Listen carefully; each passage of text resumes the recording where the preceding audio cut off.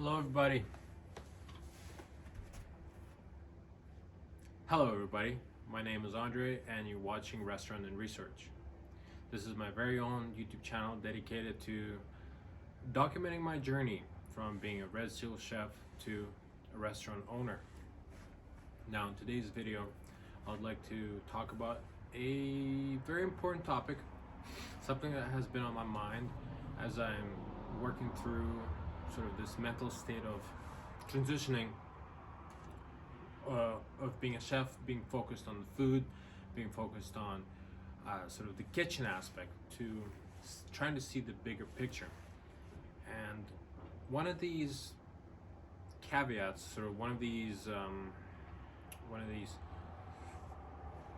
pinpoints that is stuck in my head is quality versus longevity. How does one provide enough quality to your customer in order to achieve this 10, 20, 30 year lifespan of a restaurant? Because certainly one of my goals is to not burn out or fade away, for that matter. But the goal is certainly to last and build an establishment that is perhaps turns into something more than me or all the staff that occupies that place. The goal is to turn this place into an institution, to help the industry, so to speak, for it to take a soul of its own. And as I think about these ideas, I think about how does the quality affect the longevity. And the two chefs, among many in our fine world here, two chefs come to mind: Chef Thomas Keller and Chef Gordon Ramsay. Of course, two of these guys are some of the biggest names in our industry. Pardon the noise, the trucks passing by. But I've been following these two chefs for a long time. I first fell in love with Thomas Keller, or his cooking rather, and his philosophies around 2016, 15, 17, when I was being introduced to the culinary world and all of the greats that came before us. Of course, Chef Thomas Keller has played a pivotal role in American gastronomy, as well as Chef Gordon Ramsay. Both are pioneers, both are legendary chefs and great businessmen.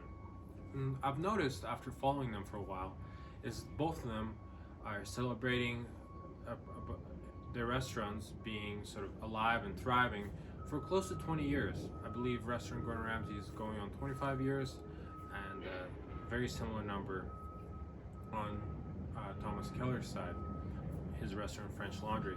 Both have been running and quite successfully for a long time.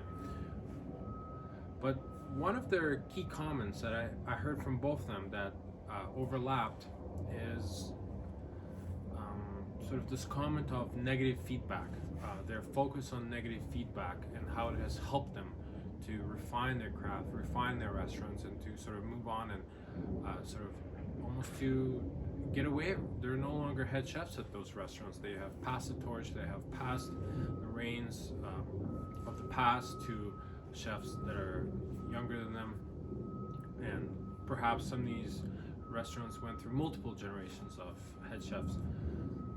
And it's an interesting phenomenon where focus on the negative feedback drives the quality, which in turns, I don't want to say guarantees, but it seems to lay out an easier foundation for the longevity of the restaurant. A lot of new businesses fail. A lot of new businesses go down in flames. People go bankrupt. People just do not respond to a lot of new businesses the same way that they do to the, let's say, to the top 5 or the top 10% of them, of the businesses. And certainly my goal is, as a future chef, is to provide as stable as possible environment for the cooks and the waiters and the maitre d's and everybody involved in this project, the suppliers. The goal is to build relationships and to last over time, and certainly not to close after 2 or 1 year. That would be tragic. to close. The goal is to last and to build on and to push forward. And this is one of the bigger challenges, I suppose, of the long-term challenges, is to understand what does it take to last that long. And I really think it's the focus on the negative feedback, which is so rare. For example, 99 guests, patrons love your food, but the one had a slight comment. And it seems to me that both Gordon Ramsay's and Chef Thomas Keller's philosophy on that is to focus on that comment, not maybe even obsess about it, but to focus on that comment and try to resolve it, because perhaps that little comment or something about that comment affected another person who didn't share that, but because they solved this problem, this person will never have to experience that again, and they evolve. And I really think it's one of the fundamental outlooks or fundamental reasons for this long-term success is focusing on the small details that went wrong and evolving the next day, being a little bit better, a little bit better, a little bit better.